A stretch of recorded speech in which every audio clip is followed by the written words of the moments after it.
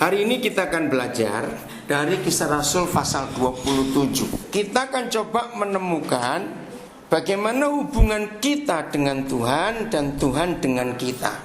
Maafkan saya kalau apa yang kita pelajari hari ini akan mengagetkan banyak saudara, karena konsep agamawi yang sering ada dalam kehidupan kekristenan itu justru merusak hubungan kita dengan Bapa di surga. Maksud saya begini, bedanya kekristenan dan agama-agama yang lain, ya saya ulangi, bedanya kekristenan dengan agama-agama yang lain justru di bagian ini, yaitu masalah relasi, hubungan, relationship. Semua agama di dunia dalam hubungannya dengan Tuhan itu cuma satu arah, kita yang ke Tuhan, tapi bukan Tuhan yang ke kita. Nah, kalau itu masuk dalam hidup kekristenan, maka kita tidak beda dengan agama-agama yang lain. Jadi pokoknya kita minta, kita berdoa, dan kita merasa kalau kita sudah buat sesuatu, Tuhan pasti akan mendengar dan Tuhan pasti akan mengabulkan. Ternyata tidak. Dalam hidup Kristen, Tuhan dengan kita dan kita dengan Tuhan itu bentuknya kerjasama. Yang hubungan, lagi sekali, relasi, persekutuan, fellowship. Dalam bahasa Yunaninya koinonia. Nah, koinonia itu tidak hanya kita dengan saudara kita, tetapi justru Tuhan dengan kita dan kita dengan Tuhan. Nah, Kisah Rasul 27 akan menolong kita untuk melihat itu. Mulai ayat 1. Judulnya apa?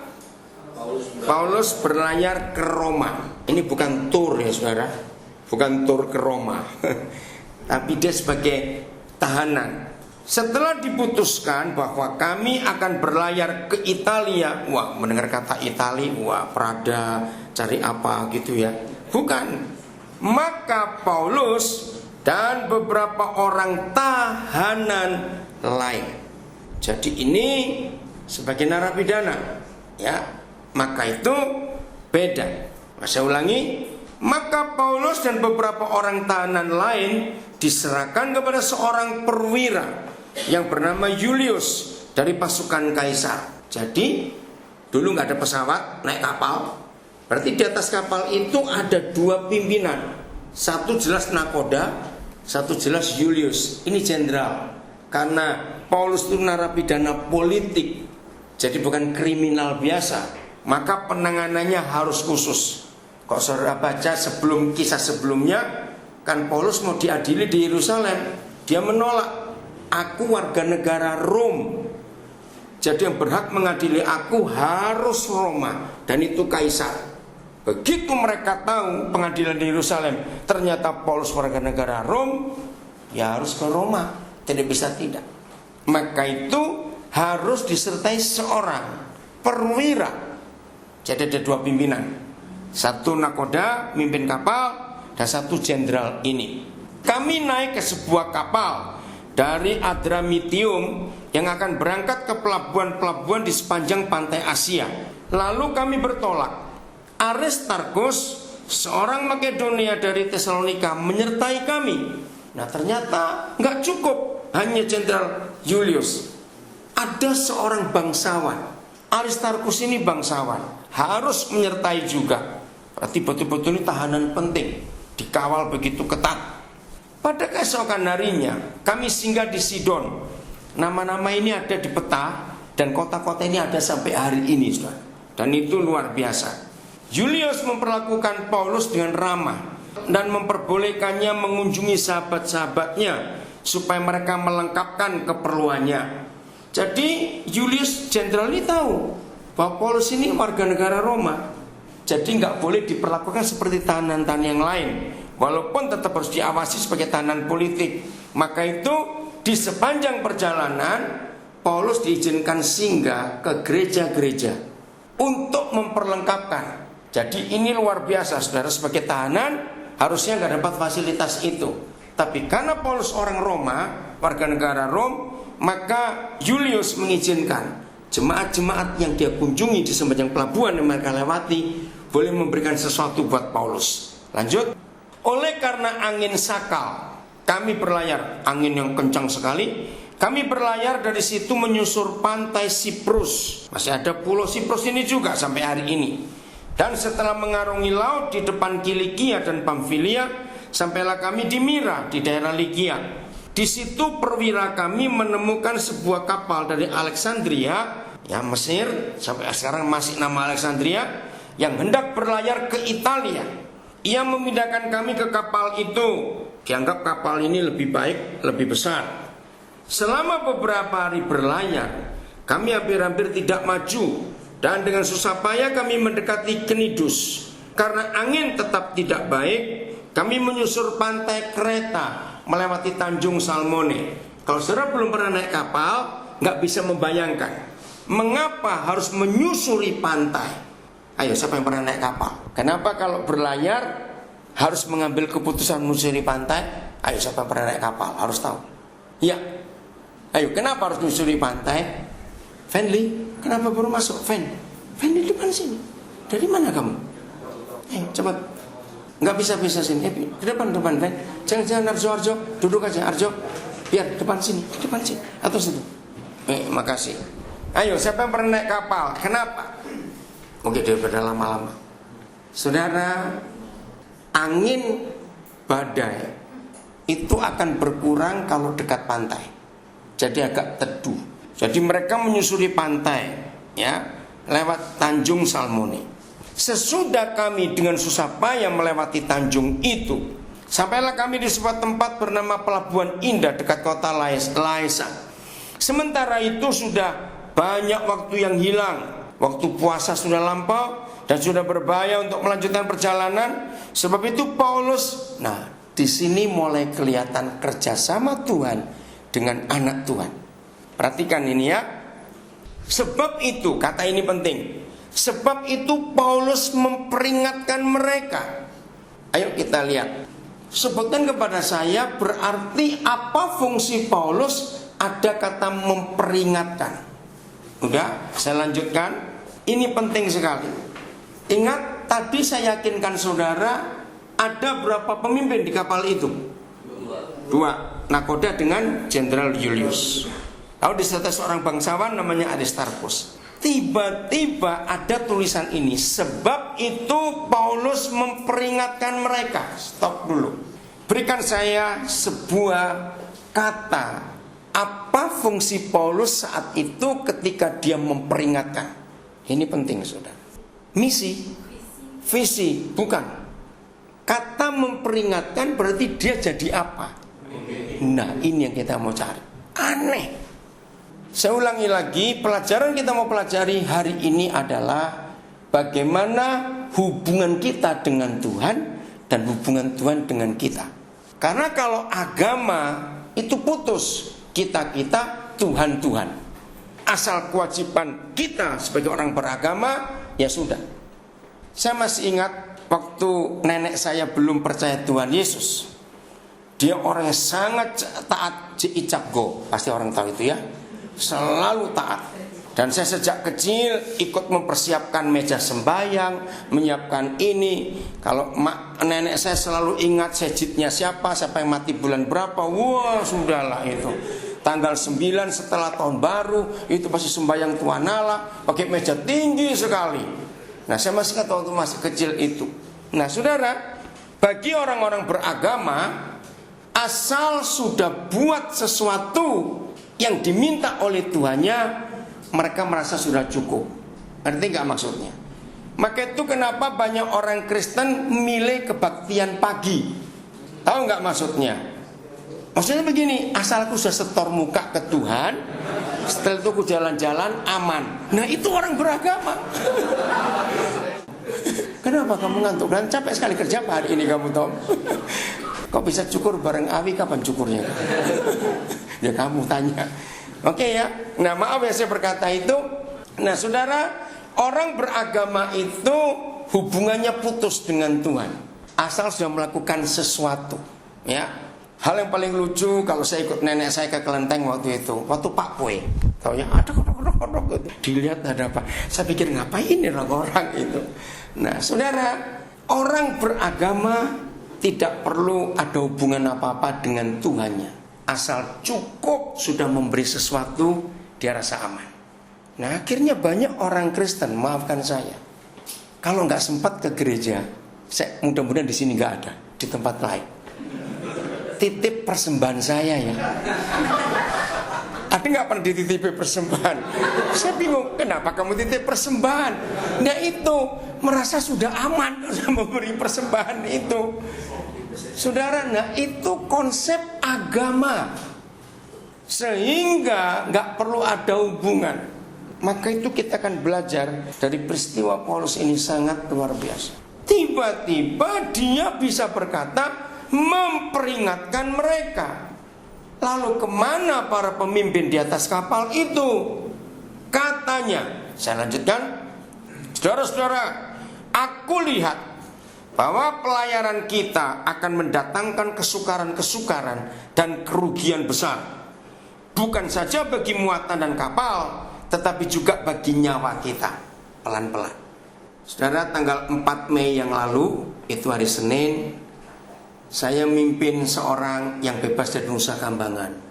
Di jam 8 pagi dia sudah keluar. Saya terus monitor. Terus dia ternyata naik motor ke Purwokerto. Saya bilang kenapa? Saya bilang pada petugasnya, habis Pak kami nggak kasih duit untuk naik bis atau naik yang lain. Ya berapa jam nyampe ini?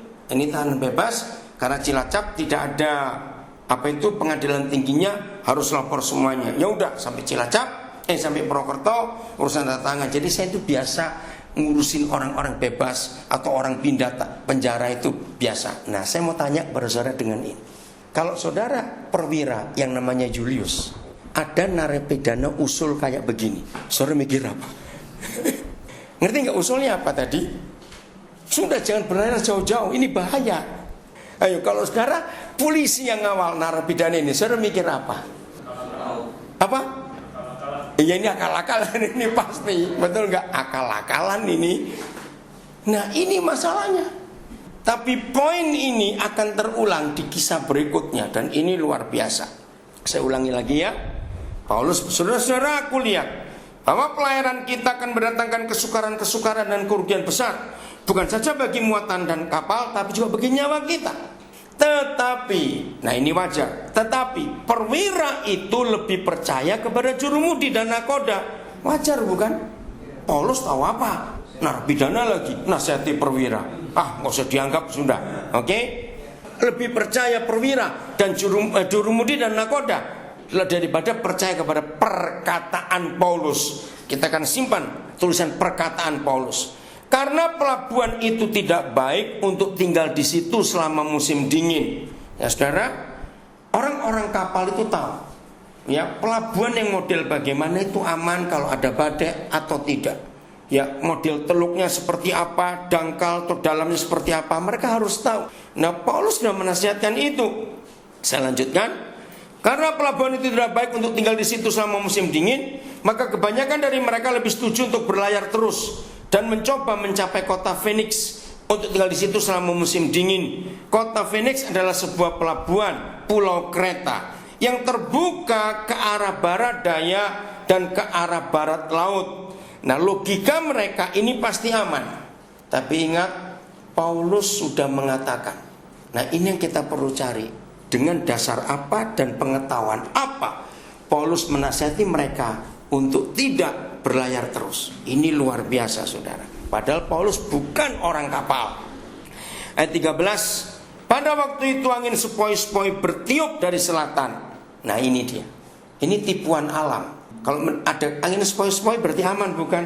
Wah ini enak untuk berlayar. Mereka menyangka bahwa maksud mereka sudah tentu akan tercapai. Mereka membongkar saut atau jangkar, lalu mengangkatnya, lalu berlayar dekat sekali menyusur pantai Kreta. Ayat 14. Tetapi tidak berapa lama kemudian turunlah dari arah pulau itu angin badai. Justru yang dikira aman, tiba-tiba ada angin dari pulau yang mereka nggak harapkan. Disebut angin timur laut. Kapal itu dilandanya dan tidak tahan menghadapi angin haluan. Karena itu kami menyerah saja dan membiarkan kapal kami terombang-ambing. Kemudian kami hanyut sampai ke pantai sebuah pulau pulau kecil bernama Kauda. Dan di situ dengan susah payah kami menguasai skoci kapal itu. Dan setelah skoci dinaikkan ke atas kapal, mereka memasang alat-alat penolong dengan meliliti kapal itu dengan tali. Dan karena takut terdampar di beting Sirtis, ada karang-karang yang tidak kelihatan, mereka menurunkan layar dan membiarkan kapal itu terapung-apung saja. Ini bahaya sekali kalau kapal cuma terapung-apung, karena kami sangat hebat diombang-ambingkan angin badai. Maka pada keesokan harinya mereka mulai membuang muatan kapal ke laut. Sudah nggak tahan lagi, muatan kapal dibuang, berarti makanan mereka pun ikut dibuang. Dan pada hari yang ketiga, mereka membuang alat-alat kapal dengan tangan mereka sendiri. Artinya alat-alat navigasi pun dibuang. Jadi kapal ini mau jalan pakai apa? Ya, saya ulangi lagi. Mana tadi? Setelah beberapa hari lamanya, baik matahari maupun bintang-bintang tidak kelihatan. Izinkan saya cerita dulu bahayanya kalau naik kapal siang pun tetap gelap. Itu mengerikan. Saya belum pernah kena badai sehari semalam, belum pernah. Tapi kalau cuma 4-5 jam, 6 jam sudah sering. Ini saya bisa bayangkan. Sampai matahari pun gak kelihatan, bintang-bintang pun tidak. Dan angin badai yang dahsyat terus-menerus mengancam kami. Akhirnya putuslah segala harapan kami untuk dapat menyelamatkan diri kami. Terus, kenapa Tuhan ingin belajar ini? Saudara, hari-hari ini, kalau saudara mendengar rumah tangga teman, rumah tangga saudara, rumah tangga anak, rumah tangga ipar misalnya, terjadi kekacauan malapetaka semuanya. Saya harap lewat pelajaran Paulus ini, jangan cuma mendoakan mereka. Tidak cukup hanya mendoakan. Saudara harus diskusi dengan Tuhan tentang masalah itu. Saya ulangi, enggak cuma berdoa kepada Tuhan untuk orang yang punya masalah, tapi harus diskusi dengan Tuhan. Kenapa dia begini? Harus apa sekarang? Dalam kondisi seperti ini, kita akan melihat peranan Paulus sebagai gereja Tuhan. Itu sungguh luar biasa. Saya lanjutkan dulu. Ayat berapa tadi? Oh ya. Dan angin badai yang dahsyat terus menerus mengancam kami. Akhirnya putuslah segala harapan kami untuk dapat menyelamatkan diri kami. Ayat 21. Dan karena mereka beberapa lamanya tidak makan, berdirilah Paulus di tengah-tengah mereka dan berkata. Sekali lagi, apa artinya berdirilah Paulus dan berkata? Dia jadi apa? Pemimpin.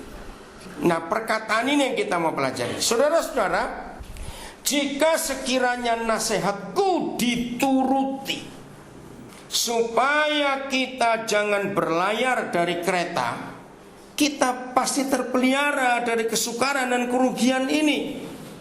Jadi Paulus sudah ngomong belum? Saya ulangi ayat 22. Oh maaf, ayat 21 dulu ya.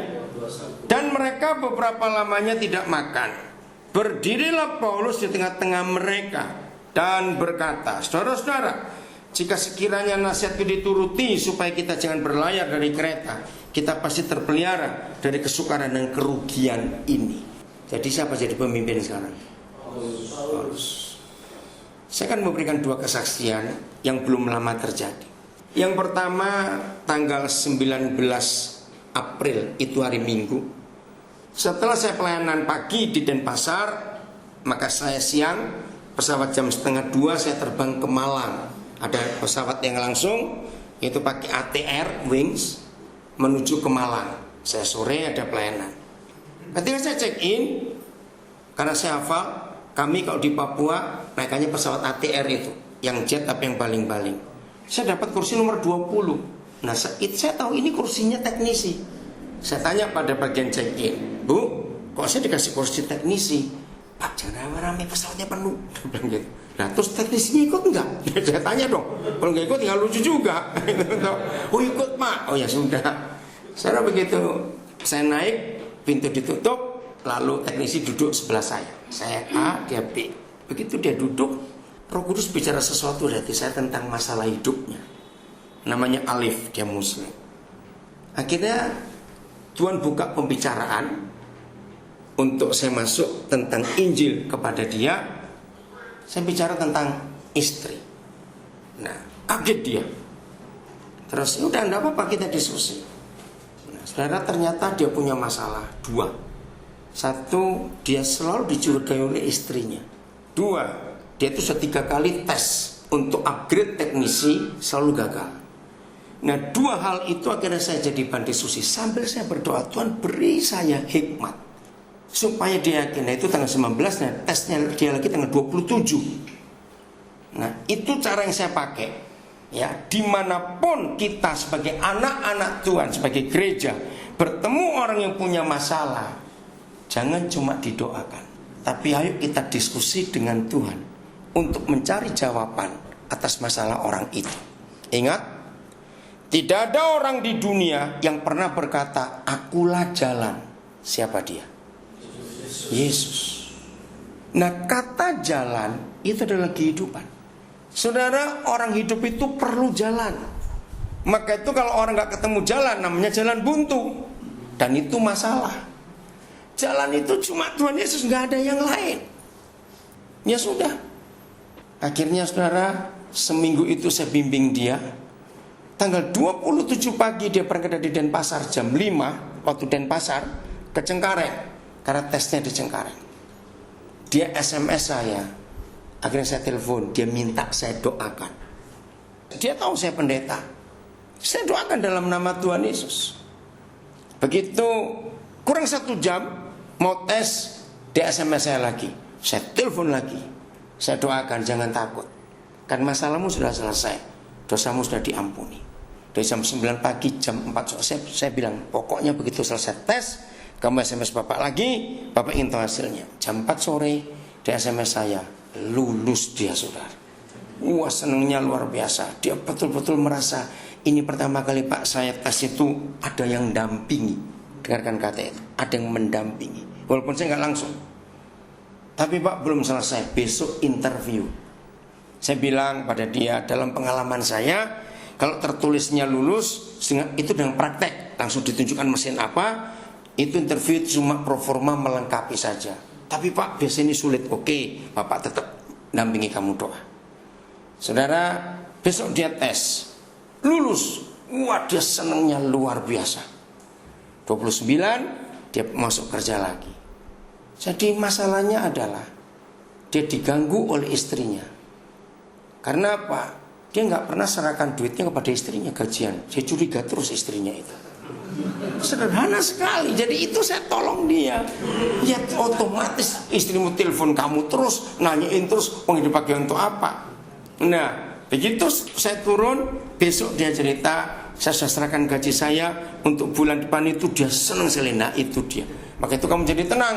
Saya bilang gitu. Kontas baru sampai juga kamu, Sasa. Nah, iya. Baik. Yang kedua saya cerita nanti ya. Kita lanjutkan. Ayat 22. Oh maaf, ayat 23 ya. Ayat 22 belum.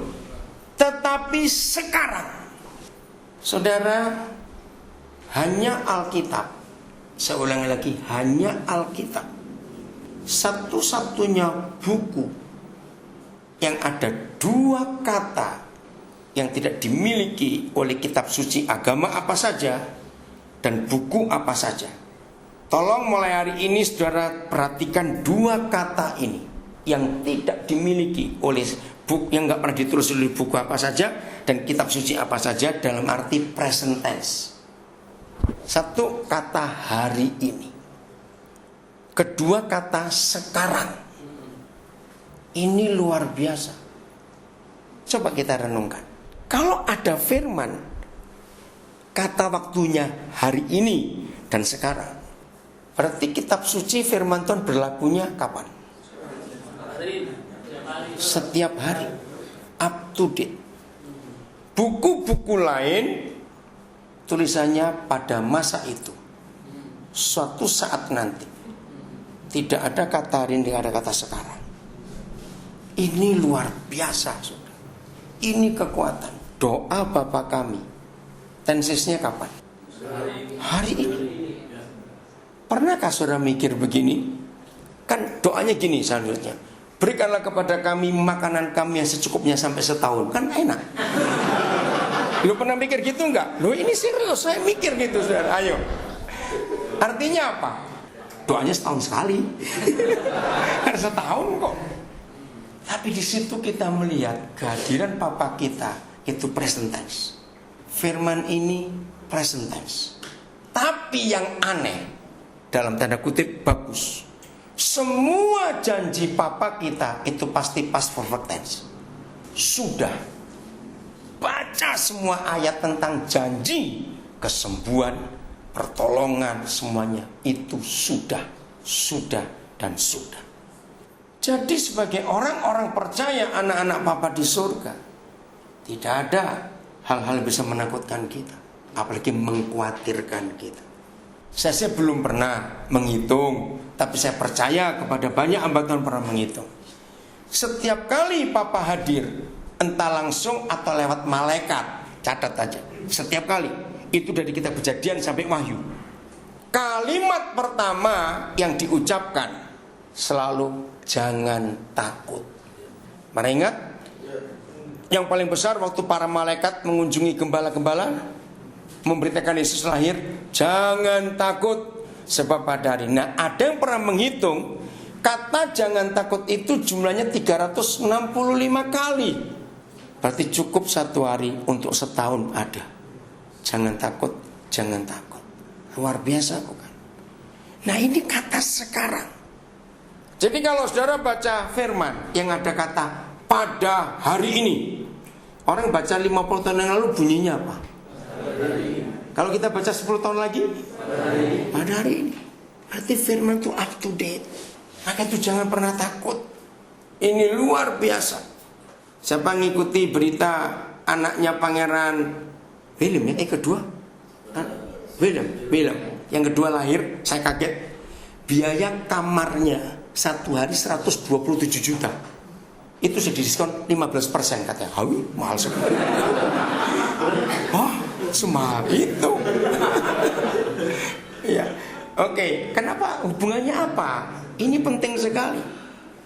Bayangkan kalau istrinya Pangeran William ini terus nulis di internet ke seluruh dunia, aku ini khawatir loh jadi istrinya William.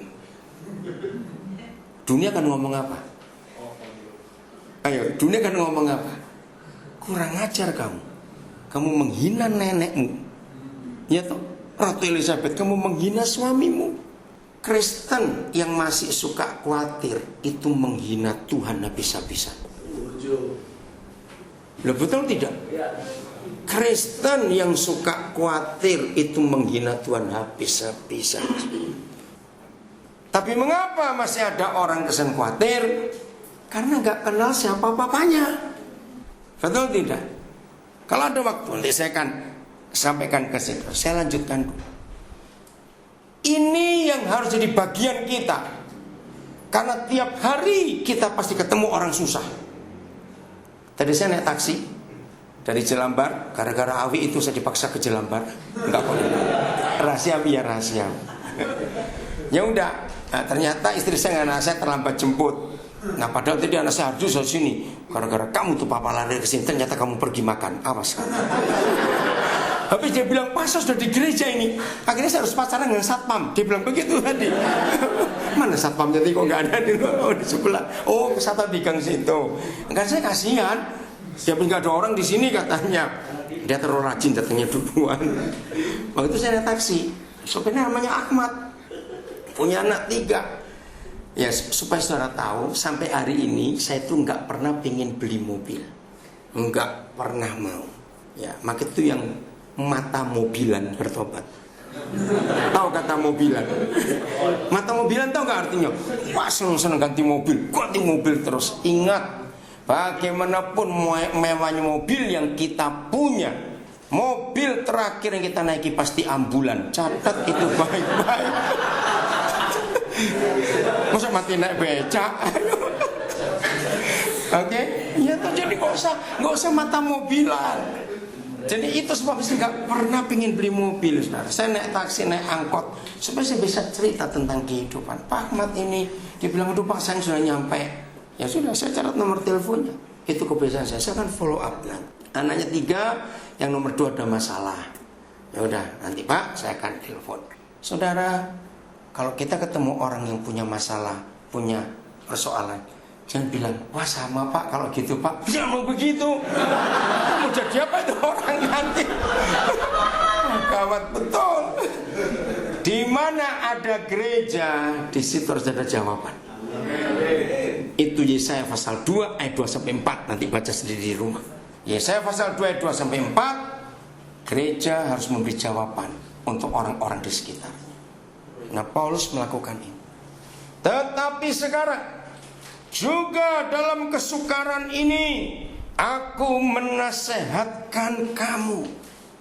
Maaf ya saudara, kalau saudara membaca Alkitab, apalagi untuk mengajar, harus tahu intonasi kalimat. Ngerti maksud saya? Ayat 22 ini penegasan atau cuma cerita? Beda loh, ayo penegasan atau cerita? Penegasan. Kalau ini penegasan harus tegas bacanya, jangan begini. Tetapi sekarang juga dalam kesukaran ini itu cerita. Nggak bisa, ini tegas. Kenapa harus tegas? Ada 2 hal. 1, mereka mabuk semua karena teler. Ya tahu berapa hari itu? Nggak lihat bintang, nggak lihat matahari. Kedua, mereka nggak ada harapan. Muatan kapal sudah dibuang, alat-alat kapal sudah dibuang. Oh, kalau sudah naik kapal itu sudah harapan mati, sudah nggak bisa apa-apa. Tapi Paulus berdiri. Paulus ini gereja, ya. Jadi harus menasihatkan. Ingat, pertama dia nasihati, ditolak atau diterima? Yang pertama ditolak. Apa tahu kamu cuma narapidana aja nasihati kami. Tapi sekarang, oke, dalam kesukaran ini aku menasihatkan kamu supaya kamu tetap bertabah hati, sebab tidak seorang pun di antara kamu yang akan binasa kecuali kapal ini. Stop dulu.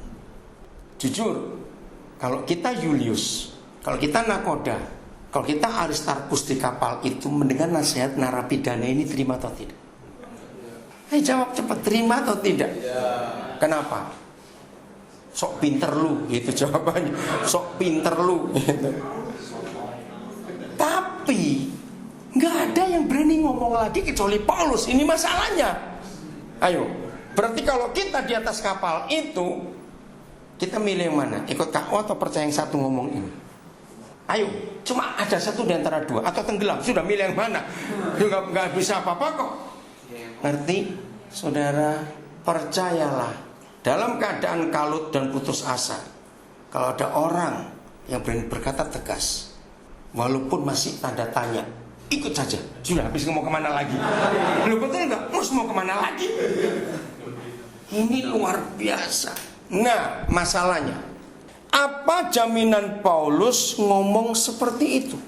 Ini masalahnya. Apa kita tuh baik? Firman ini luar biasa, katakan amin.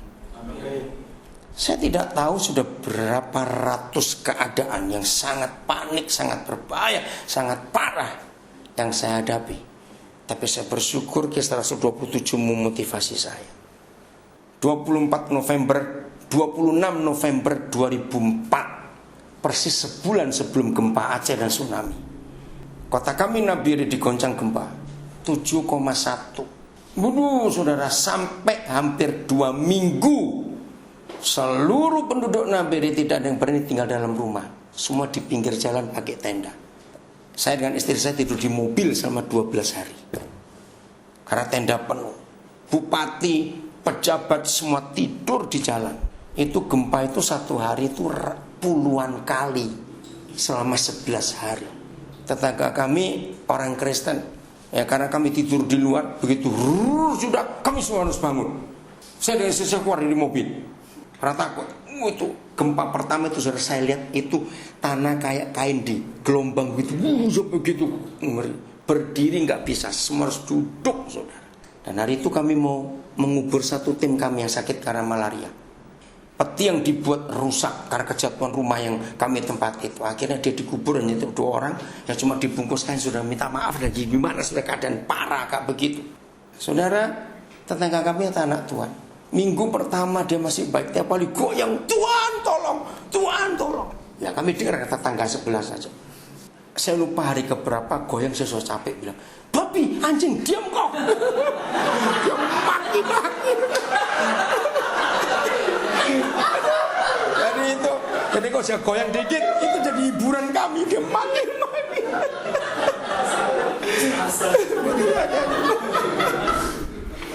Nah, hari Minggu pertama setelah gempa, maaf saya cuma cerita, saya kira kumpulkan, nggak ada satupun gedung gereja bisa dipakai, roboh, ngeri sekali.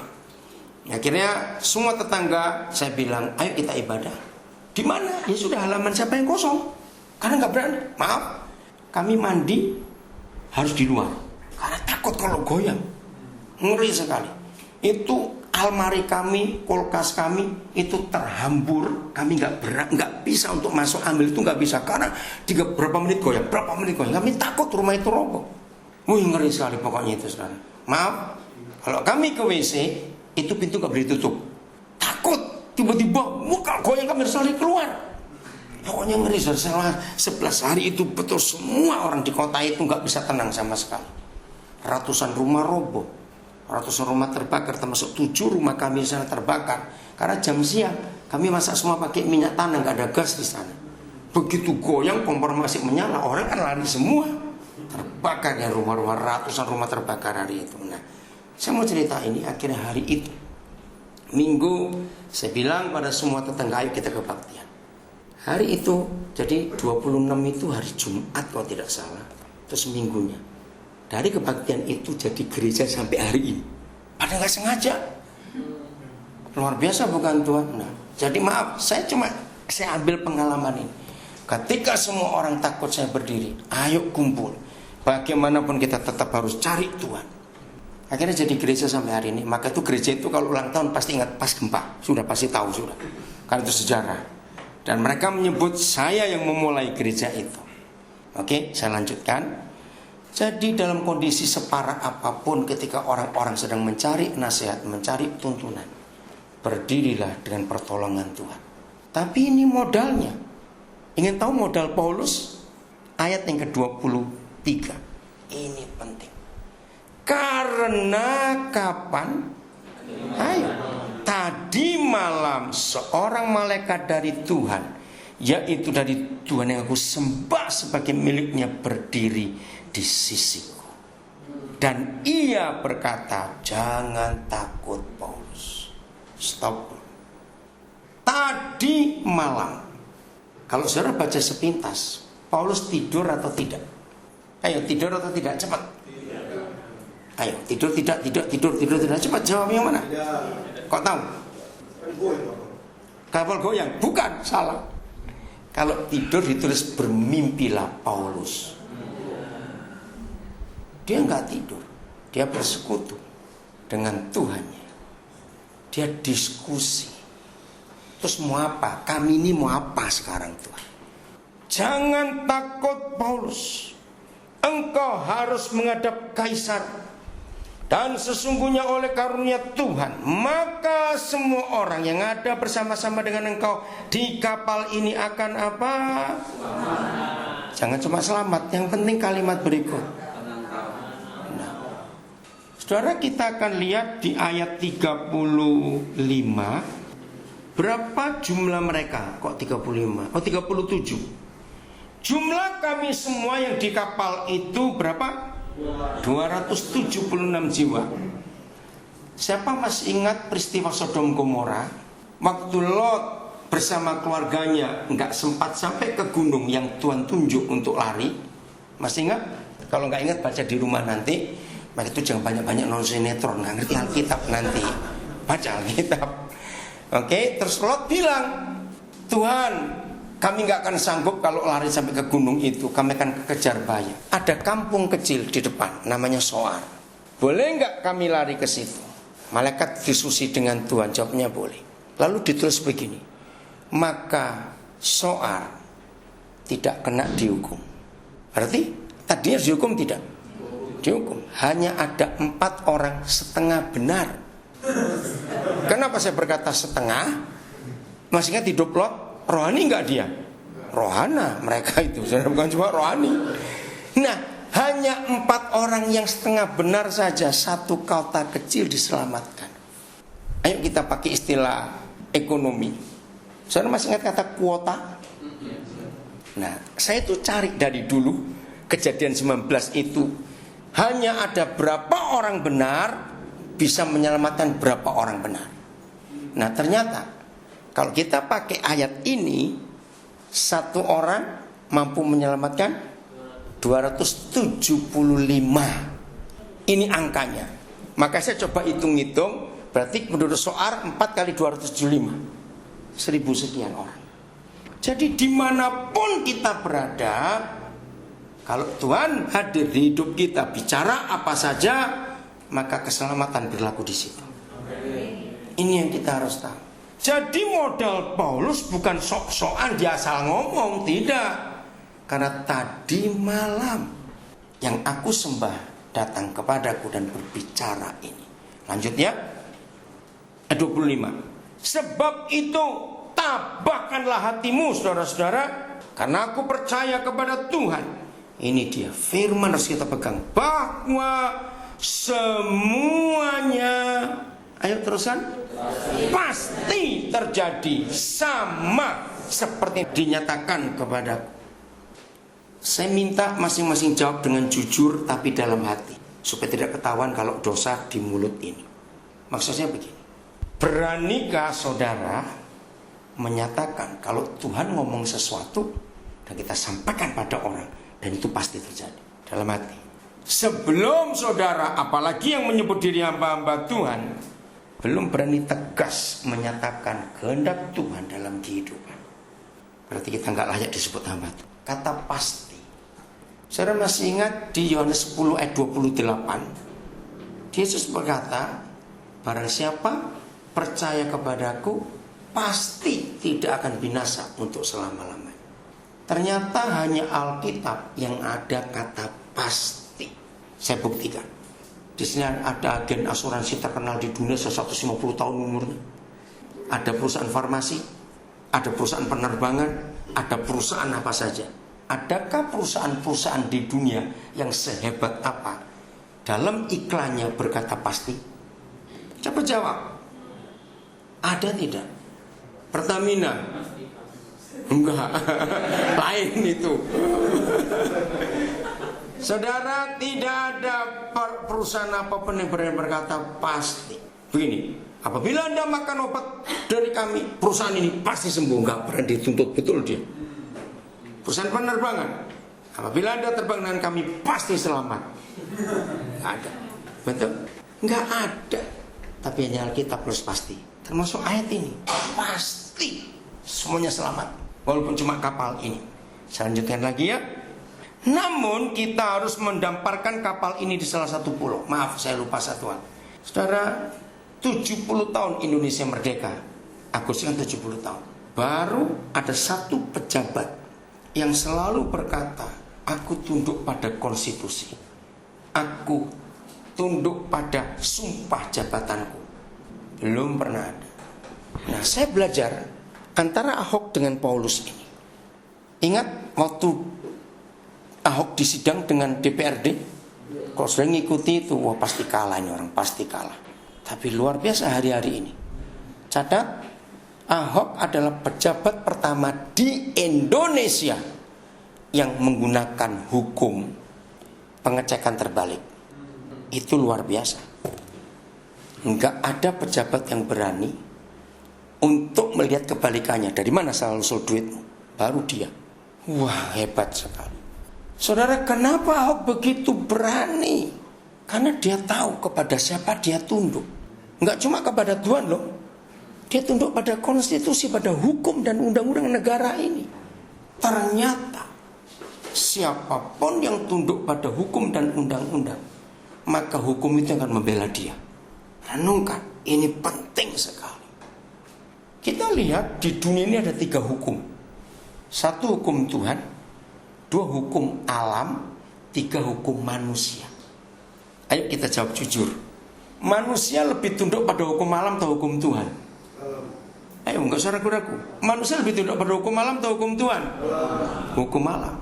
Sebab alam enggak bisa kompromi, Tuhan masih bisa kompromi. Nah itu kurang ajarnya manusia. Padahal hukum Tuhan ada di hukum alam. Hukum alam itu Tuhan yang buat juga, tapi manusia milih. Nah di situ kita melihat. Tapi ketika manusia merombak hukum Tuhan dengan hukum manusia yang dibuat, hancurlah hidup. Ahok berani tunduk pada hukum yang dibuat oleh negara ini. Maka itu lihat dengan cara hidupnya dia. Nah seharusnya gereja seperti itu. Saya tidak tahu sampai hari ini saudara melihat firman itu sebagai apa. Saya melihat firman sebagai otoritas tertinggi. Satu ayat yang saya pegang itu Yohanes 1 ayat 4. Segala sesuatu dijadikan, coba lihat Yohanes 1 ayat 4. Segala sesuatu dijadikan oleh dia, dan tanpa dia nggak ada satupun dari segala. Maaf, ayat 3 atau 4? 3, terima kasih. Ayat 3. Saudara perhatikan. Nah hukum ini, segala sesuatu dijadikan oleh dia. Dia ini adalah firman dari ayat 1. Tanpa dia, tanpa firman, tidak ada satupun yang telah jadi dari segala yang telah dijadikan. Ini hukum mutlak, katakan amin. Mutlak firman. Maka itu perhatikan firman. Ini penting. Karena kalau ingin dapat segala sesuatu, lihat firman. Maka itu Paulus berani. Tadi malam aku dapat pernyataan ini. Tadi malam. Saya lanjutkan. Ayat 27. Malam yang keberapa Kisah Rasul? Ya, 14. Berarti 2 minggu kena ombak. Saya pikir gak mati, sudah untung ini orang-orang. 14, malam yang ke-14 sudah tiba, dan kami masih tetap terombang-ambing di Laut Adria. Tetapi kira-kira tengah malam anak-anak kapal merasa bahwa mereka telah dekat daratan. Lalu mereka mengulurkan batu duga. Dulu belum ada sonar untuk menghitung ke dalamnya laut, batu duga istilahnya. Dan ternyata air di situ 20 depa dalamnya. Setelah maju sedikit, mereka menduga lagi, dan ternyata 15 depa. Dan karena takut bahwa kami akan terkandas di salah satu batu karang, mereka membuang 4 sao di buritan. Dan kami sangat berharap mudah-mudahan hari lekas siang. Akan tetapi anak-anak kapal berusaha untuk melarikan diri dari kapal. Mereka menurunkan sekoci dan berbuat seolah-olah mereka hendak melakukan beberapa sao di haluan. Paulus tahu. Karena itu Paulus berkata kepada perwira. Nah di sini bukan tugas Paulus, perwira, Yulius diberitahu, dan prajurit-prajuritnya. Jika mereka tidak tinggal di kapal, kamu tidak mungkin selamat. Ngerti? Paulus punya confidence yang hebat sekali. Dia berkata, jangan lari dari kapal, kamu gak akan selamat. Saudara, gereja perlu punya keberanian seperti ini untuk menjawab banyak orang yang sedang punya masalah di sekitar kita. Kalau gereja tidak punya keberanian ini, maka itu kita akan gagal jadi gereja. Sisanya baca sendiri, luar biasa. Oke, bagian terakhir. Kita lihat Kejadian pasal 18. Ayo mulai hari ini kita menjadi gereja yang benar, bisa diskusi dengan. Jadi Paulus diskusi. Ketika yang lain pada bingung, mabuk, nggak ada harapan, dia diskusi dengan Bapa di surga. Dia berunding bagaimana ini dan selanjutnya. Maka itu dapat jawaban. Kejadian 18 ayat 16 mulai. Judulnya apa dalam Alkitab saudara? Doa syafaat Abram untuk Sodom. Izinkan saya mengatakan hal ini. Ternyata hampir semua gereja konsep doa syafaatnya itu salah. Maaf saya berkata, salahnya di mana? Kalau kita disuruh doa syafaat, kita itu cuma melontar kata-kata ke surga dalam arti Tuhan suruh kerja. Ini doaku, Tuhan yang kerja. Nah itu salah. Harusnya begini kalau kita doa syafaat. Lalu berangkatlah orang-orang itu dari situ. Siapa orang-orang itu? Baca dari ayat 1. Tuhan dan 2 malaikat. Masih ingat ya? Yang mengunjungi Abraham dan memandang ke arah Sodom. Abraham berjalan bersama-sama dengan mereka untuk mengantarkan mereka. Ayo saya pakai logika orang timur. Kalau saudara punya tamu, begitu tamu pamit pulang, kita tetap di dalam atau kita akan antar tamu itu keluar? Orang timur. Antar keluar. Apalagi tamunya ini pencipta alam semesta, harus diantar. Begitu diantar pulang, ayat 17.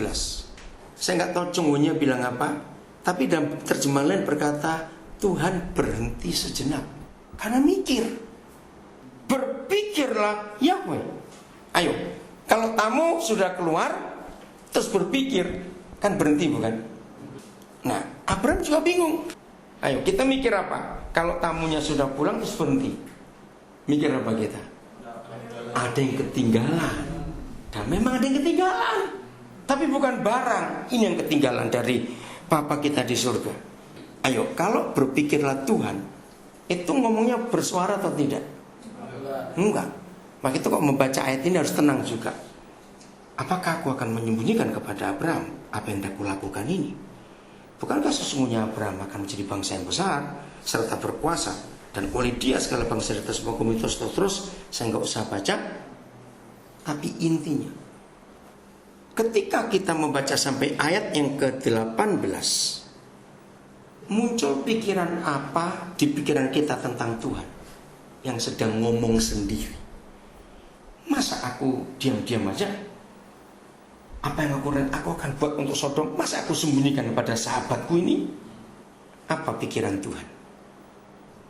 Ayo, jangan kebanyakan nonton sinetron. Tuhan ngapain sampai dia tuh ngomong sendiri? Masa aku gak ngajak dia ngomong tentang rencanaku untuk Sodom Gomora ini? Aku harus apa sekarang ini? Ayo.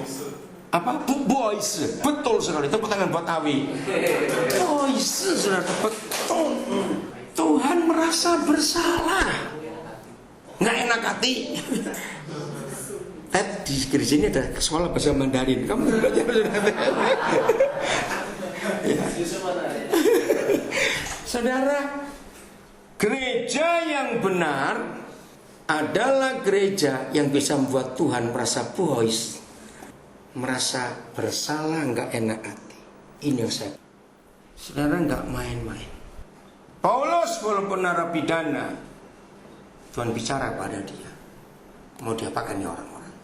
Terus ayat 20. Jadi sudah selesai ngomong dalam hati, maka intonasi beda.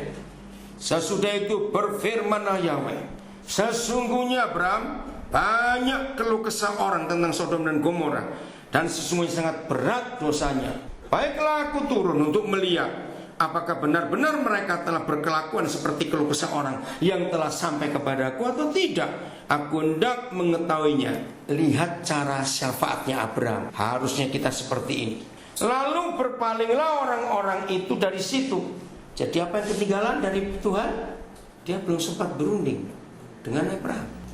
Itu yang ketinggalan. Jadi dia berunding sekarang. Lalu berpalinglah orang-orang itu dari situ dan berjalan ke arah Sodom. Lihat sikap Abraham. Dia bagaimana? Ayo, dia bagaimana? Berdiri. Iya, bukan berdiri, saya tanya. Artinya apa? Ayo bayangkan, kalau saudara sebagai tuan rumah, tamu sudah pulang. Nah, kok cuma Awi yang pintar lagi? Gimana sih, gak mikir-mikir? Oh, ilmunya tinggi. Oh, IQ-nya paling tinggi. Luar biasa. Saudara lihat. Jadi Abraham menghalangi. Artinya jangan pergi dulu, aku mau berunding. Saya mau tanya kepada saudara, Tuhan di perjanjian lama dengan Tuhan di perjanjian baru, Tuhan yang di mana lebih mudah kita temui? Yang baru, karena ada darah Yesus yang membuka sampai di balik tabir. Tapi lihat, di perjanjian lama pun ternyata Tuhan kita tetap respect kepada gerejanya. Begitu Tuhan tahu Abraham menghalangi dia, Tuhan berhenti. Dia meresponi sikap Abraham. Jadi kalau kita doa syafaat, jangan cuma nyerocos. Tahu kata itu nyerocos? Amin. Terus kita tunggu, besok kerja enggak Tuhan? Awas begitu. Loh, kan begitu maksud kita kalau doa syafaat. Besok ada apa? Nah, itu kurang ajar betul. Bentuknya kerja sama. Mendoakan orang sakit, nggak cuma mendoakan. Kita tetap berunding. Ini sakit karena apa? Kalau sakitnya karena lapar, nggak makan berapa hari, jangan cuma didoakan, nggak kenyang. Ngerti nggak istilahnya? Jadi kita harus menolong orang itu. Oke? Lalu berpalinglah orang-orang itu dari situ dan berjalan ke Sodom. Tetapi Abraham masih tetap berdiri di hadapan Yahweh. Abraham datang mendekat dan berkata. Nah, kita nggak usah baca karena sudah tahu isinya. Tawar menawar. Masih ingat? Oke? Ada yang punya toko? Kalau ada, pelanggan datang. Misalnya harganya 200.000, nawarnya turun 10.000, 10.000, 10.000 itu. Capek nggak ngelayani pelanggan kayak gini? Capek nggak? Capek. Kenapa nggak langsung saja? Abraham nawarnya 10. Dan hebatnya Yahweh Tuhan meladeni, saudara. Ketika sampai 10, Papa sudah hitung, nggak sampai. Cuma 4 kok. Karena selama Lot di sana, Lot belum pernah menangkan satu pun jiwa. Akhirnya penawaran Abraham gugur dan Tuhan tetap berangkat. Jadi kita harus diskusi dengan Papa. Percayalah, dia masih mau berbicara kepada kita sampai hari ini. Dia masih mau berbicara dan bisa berbicara. Sayang waktu, tapi ayo kita mikir ini. Bagian yang terakhir, kesimpulan ayatnya. Yeremia pasal 29. Yeremia 29. Ayo, kalau saya sebut Yeremia 29, coba jujur yang Alkitab ya, bukan di smartphone, yang di handphone. Biasanya ayat berapa yang saudara beri tanda? Ya, 11. Paling enak itu, rancangan-rancangan.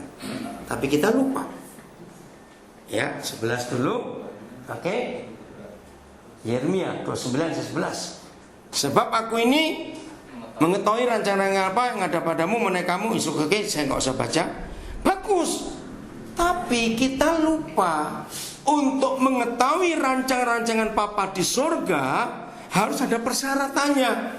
Persyaratannya di ayat 12 dan 13. Saya langsung saja 12. Dan apabila kamu berseru dan datang untuk berdoa kepadaku, aku akan mendengarkan kamu. Ini fase pertama. Apa kata lain berseru? Teriak. Memohon. Bukan, lebih betul teriak. Saudara, ternyata begini, Papa mengajar saya. Kalau kita baca Alkitab pakai logika anak-anak, maka kebenaran akan terbuka. Nah, dalam logika anak-anak kita menemukan ternyata ada 3 fase. Walaupun ada yang belum punya anak pasti tahu. Anak-anak kecil di bawah 10 tahun atau 5 tahun lah. Kenapa kalau bangun tidur pasti teriak-teriak nangis? Cari perhatian, ya memang masih kecil. Nah, itu fase anak-anak, berseru-seru. Mama harus datang. Tapi fase kedua, ayat 13. Apabila kamu mencari aku, kamu akan menemukan aku. Mencari. Ayo, yang sudah punya anak sudah 8 tahun ke atas. Kalau bangun, siapa yang datang ke siapa? Kalau anak ini bangun, anaknya.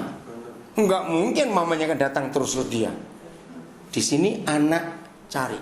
Biasanya mama teriak di dapur gitu. Maksudnya apa? Anaknya suruh ke dapur. Bukan mama ke kamar, bukan. Mencari, maka kamu akan menemukan. Fase terakhir ini harus terjadi di hidup kita.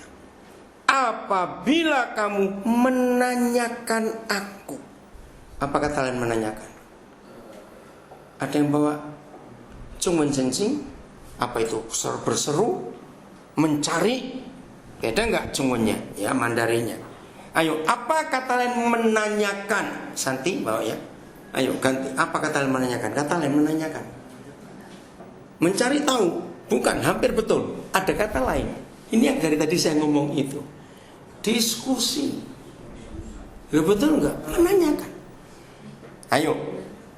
Semua kita belum enggak semua kita punya anak maksudnya kita, tapi kita semua pasti tahu.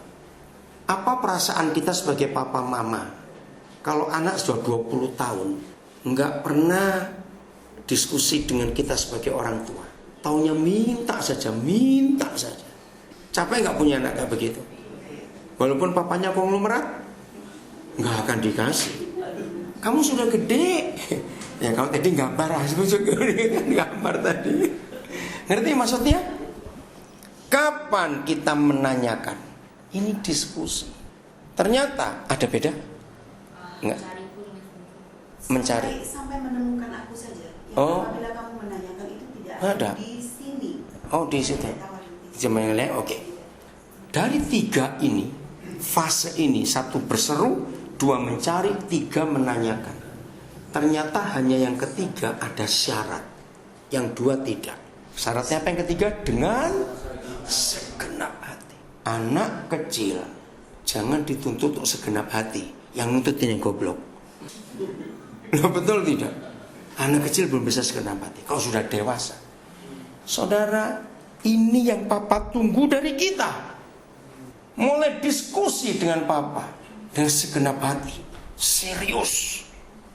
Maka dengan kata lain, kalau sampai hari ini kita jadi Kristen, sudah doa sekian lama dan semuanya, tapi kok belum mengerti Tuhan bicara, mungkin kita belum segenap hati.